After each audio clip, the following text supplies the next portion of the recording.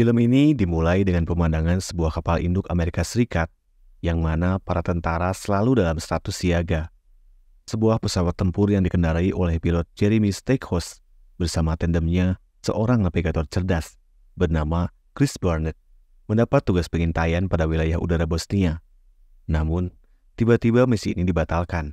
Mereka berdua sangat kecewa dengan pembatalan misi ini, terutama Barnett. Sebagai seorang tentara, dia ingin terlibat langsung dalam peperangan sesungguhnya. Selama ini, Barnett merasa dia seperti seorang polisi yang hanya mendapatkan perintah pengintaian melalui udara. Untuk itu, dia merasa bosan untuk terus berada dalam timnya ini, dan secara diam-diam mengajukan surat pengunduran diri.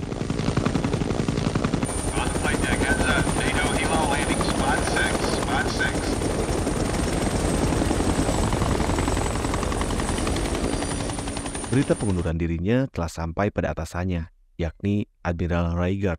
Sebagai komandan satuan tempur kapal induk ini di wilayah Adriatik, Admiral Reigert yang terus ingin melakukan misi pengintaian melalui udara mendapat tekanan dari komandan NATO, Admiral Pickwitt, yang meminta Admiral Reigert untuk menghentikan misi pengintaiannya supaya misi perdamaian segera terwujud. Admiral Pickwitt memberikan kartu nama wartawan pada Admiral Reigert dan memintanya untuk melibatkan wartawan dalam segala aktivitasnya. Namun Admiral Reigert tidak ingin misi pengintaiannya terekspos ke media. Lalu, Reigert memanggil Barnett ke ruangannya. Reigert kelihatan kesal dengan surat pengunduran diri Barnett, karena prestasi Barnett terbilang cukup bagus. Reigert terpaksa menerima surat tersebut. Tapi, Reigert memberikan misi pengintaian terakhir untuk Barnett. Barnett yang saat itu sedang menelepon ayahnya, terkejut melihat namanya terpapan di papan misi. Bagaimana tidak, misi tersebut bertetapan dengan Natal. Bitch! Did you see this? He put us on a holiday mission. God damn it! Yeah, well, look at the bright side. At least we get to fly, right? Yeah, during the one good meal of the year, it's almost like he doesn't like us. No. You. Not me. You. Pada hari berikutnya, mereka berangkat menjalankan misi pengintaian dengan menggunakan pesawat tempur.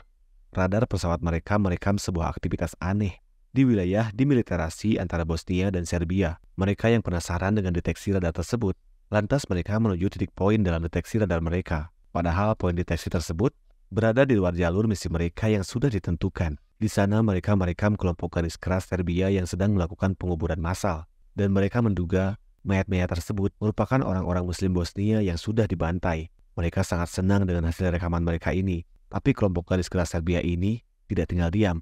Mereka segera meluncurkan senjata anti pesawat untuk menembak jatuh pesawat tempur ini. Pilot Stackhouse sangat terkejut saat mengetahui pesawatnya sudah dikunci oleh misil pasukan Serbia.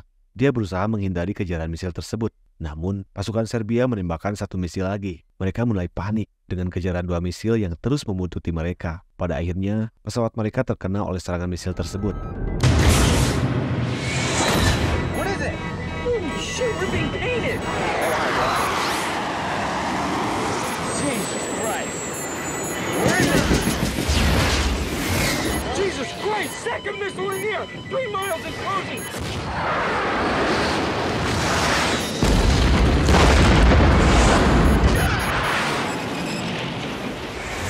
He's back on us! Push over!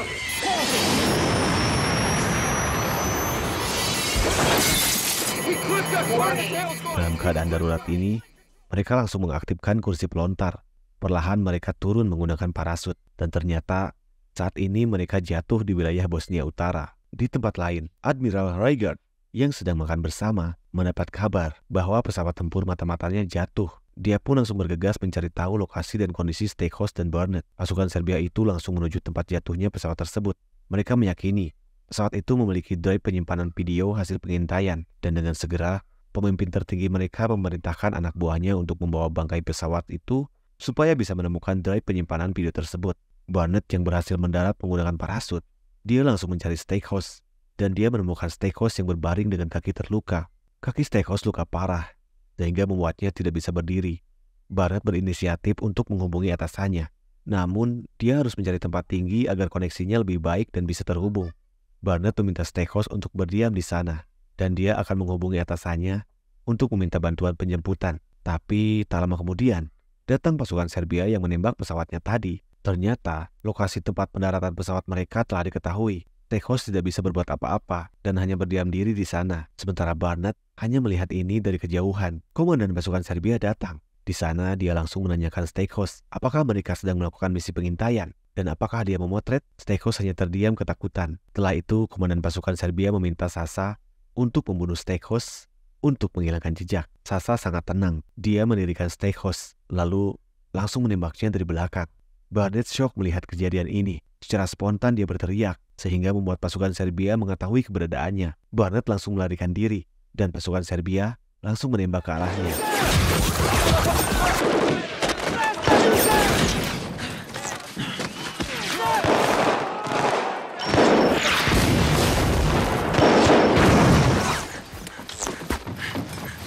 Setelah berhasil lolos dari pasukan Serbia, Barnett naik ke tempat tinggi untuk menghubungi atasannya. Dia berhasil terhubung ke Raigert dan berkata kalau pesawatnya ditembak jatuh oleh tentara Serbia.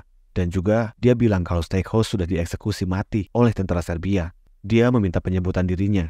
Raigert meminta Barnett untuk mencari lokasi aman. Dan dia akan mengirimkan pasukannya untuk menyebut Barnett. Tapi saat hendak melaksanakan misi penjemputan, Laksamana Piquet menghentikan Raigert. Piquet berkata bahwa apa yang dilakukan beresiko menggagalkan rencana perdamaian. Sementara itu, Barnett sampai di tepi danau dan sembari melihat-lihat arah. Tanpa dia ketahui, dari belakang Sasa sudah membidiknya dan menembak ke arahnya. Tapi untung tembakan tersebut meleset. Barnett yang kaget mendengar suara tembakan, lalu tergelincir ke bawah. Sasa terus menembak ke arahnya. Namun untung tidak ada satupun yang kena.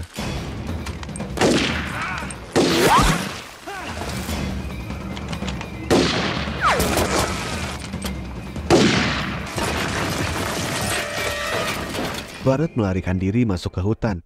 Pasukan Serbia terus mencari keberadaan Barnett. Kemudian, Barnett kembali menghubungi kapal induk dan memberitahukan bahwa saat ini dia telah berhasil sampai di titik penjemputan yang telah direncanakan oleh Laksamana Raigert. Namun dengan berat hati, Laksamana Raigert harus berbohong padanya. Karena memang misi penjemputan tidak diizinkan oleh Laksamana Piquet. Maka untuk itu, Laksamana Raigert kembali memberikan titik koordinat baru yang berada di wilayah zona aman di luar wilayah demilitarisasi, yang ternyata titik itu berada jauh berpuluh-puluh kilometer dari tempatnya saat ini, dan Barnett merasa ini semua kemustahilan. Tak lama, Barnett mendengar tentara Serbia yang semakin dekat, sehingga langsung berusaha kabur lagi. Sementara itu, Raigert juga memantau keberadaan Barnett lewat citra satelit. Dari sana mereka berhasil mendapatkan pencitraan jarak jauh dengan menggunakan sensor panas manusia, di mana saat itu terlihat Barnett sedang berlari di dalam rimbunnya hutan karena dia sedang dikejar pasukan Serbia. Tapi di saat yang sama, pencitraan itu menunjukkan Barnett seketika terbaring di atas tanah. Saat lari itulah, Barnett terjatuh di sebuah ladang yang penuh mayat yang telah membusuk, dan kita diperlihatkan kekejaman tentara Serbia ini di masa lalu, di mana mereka melakukan pembantaian massal terhadap warga Bosnia. Dalam situasi itu, Barnett kembali berhasil meloloskan diri dari kematian, walaupun di saat yang sama, pihak Skip kehilangan sinyal dan tak pernah mengetahui nasib Barnett selanjutnya. Dari sana, Barnett kembali berlari ke arah barat dengan jarak puluhan kilometer demi bisa mencapai titik penjemputan yang dijanjikan untuk kedua kalinya.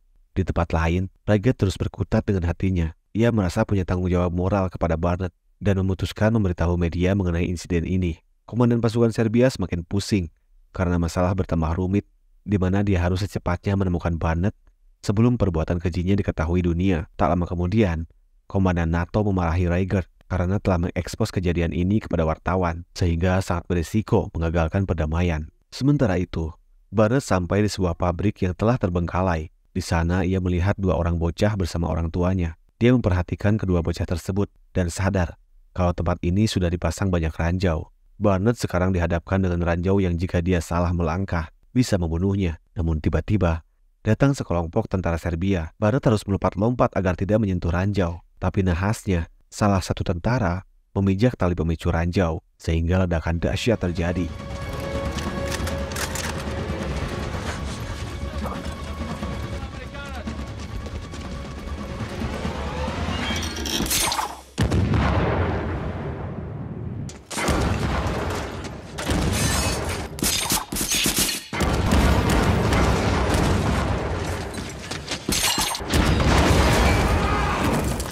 Barnett lari sekencang mungkin menyelamatkan diri, dan untungnya berhasil. Tak lama Sasa datang ke sana karena mengetahui jejak Barnett. Lalu Barnett sampai ke jalur aman. Dia berhenti sejenak dan menghubungi atasannya. Dia bertanya di mana titik penjemputan yang harus ditempuh lagi. Barnett berusaha tegar karena Raigert terus memindah-mindahkan titik penjemputan. Barnett teringat dengan Steakhouse, lalu dia berkata pada Raigert bahwa seharusnya dia tidak meninggalkan Steakhouse sendirian. Tapi Raigert langsung mengalihkan pembicaraan agar tidak membahas hal itu.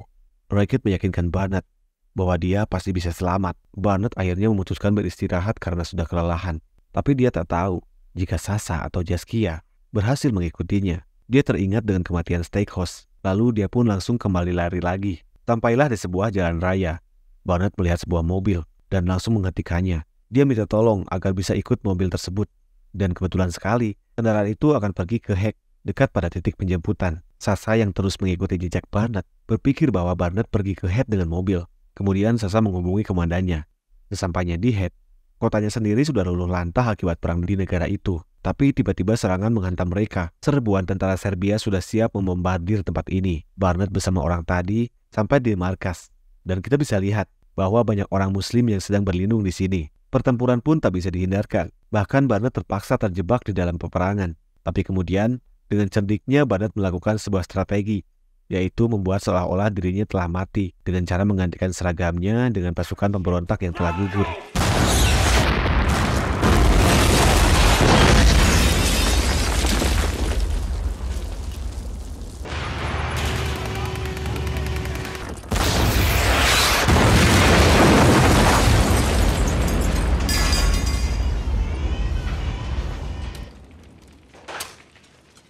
Sementara di tempat lain, Laksamana Pikui memutuskan untuk melibatkan diri dalam misi penyelamatan itu. Tapi faktanya, dia memutuskan untuk mengikutsertakan pasukan Prancis yang akan menjadi pemimpin dalam misi ini. Hal itu membuat seorang kapten dari satuan marinir yang bernama Glenn merasa tersinggung karena keberadaan mereka seakan mengalah dan mereka pun berangkat menggunakan helikopter. Kembali kepada Barnett yang saat itu berhasil menyamar dan melarikan diri dari kepungan pasukan Serbia. Kemudian dia melanjutkan pelariannya untuk masuk ke dalam hutan. Dan di saat yang sama, dia kembali bertemu dengan pemuda sebelumnya. Mereka terus berlari ke arah barat untuk bisa melewati wilayah perbatasan dimiliterisasi. Tapi ternyata, di tempat lain, lokal yang merasa geram atas aksi tipuan itu telah merencanakan sesuatu, yaitu mengumumkan kepada media bahwa kelompoknya berhasil menemukan mayat pasukan Amerika yang dipoles dengan sebuah fitnah bahwa dia telah dibunuh oleh kelompok pemberontak Muslim. Sontak berita itu segera menyebar ke penjuru dunia, dan di saat yang sama, informasi itu juga sampai ke pusat informasi Armada Laut NATO. Sehingga atas situasi itu,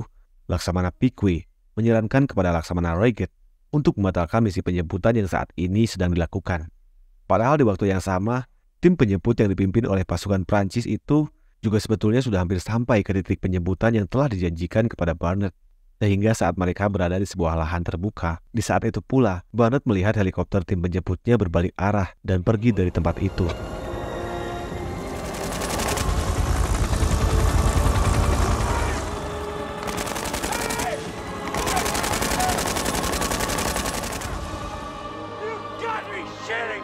Dengan perasaan frustasi, dia seakan menyerah dan meminta pemuda ini untuk pergi meninggalkannya. Tapi ternyata otaknya kembali dituntut harus berpikir.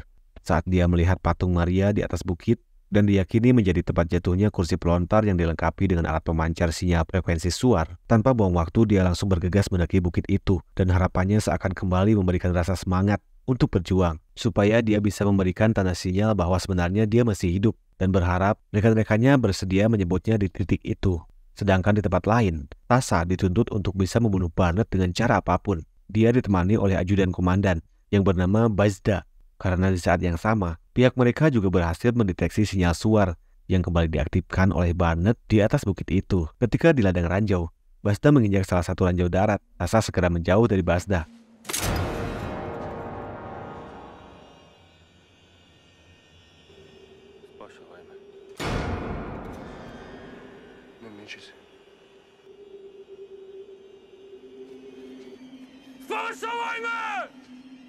Sementara di kepala induk, Raigert mendapatkan informasi tentang aktifnya sinyal suar yang diyakini dilakukan oleh Barnett. Walaupun saat itu dia tak pernah diberikan izin oleh atasannya untuk melakukan misi apapun.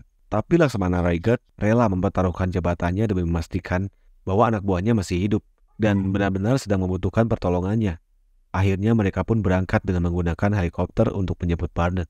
Di tempat lain, Sasha telah berada di bukit ini dan dia terus memilih kursi yang dia curigai. Ketika dia mendekat, dia terkejut. Ternyata tidak ada orang di sana karena Barnett telah sengaja menjebak dia. Dan Barnett muncul dari belakang dan berhasil membunuh Sasha.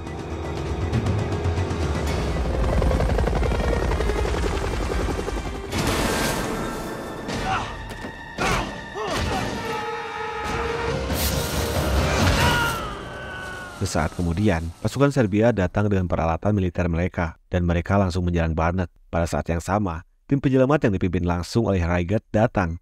Pertempuran pun terjadi. Situasi semakin kacau saat Laksamana Reigert memerintahkan Barnett untuk melompat naik ke dalam helinya di tengah gempuran musuh. Namun, Barnett malah pergi mengambil drive yang berisi rekaman pembantaian massal tersebut. Setelah mengambil drive tersebut, dia langsung lompat dan disambut oleh seorang temannya yang bergelantungan. Dan akhirnya, mereka pun berhasil menyelamatkan Barnett.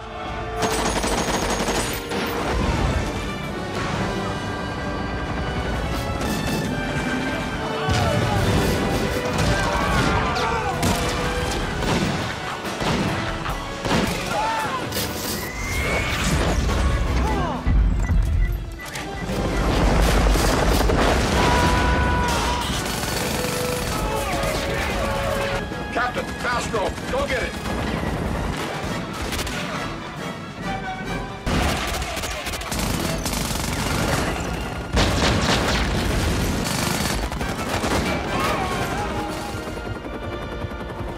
I got it. Pull up, pull up. Di akhir film, Laksamana Reigert dimutasi karena tindakannya tersebut. Dan film pun selesai.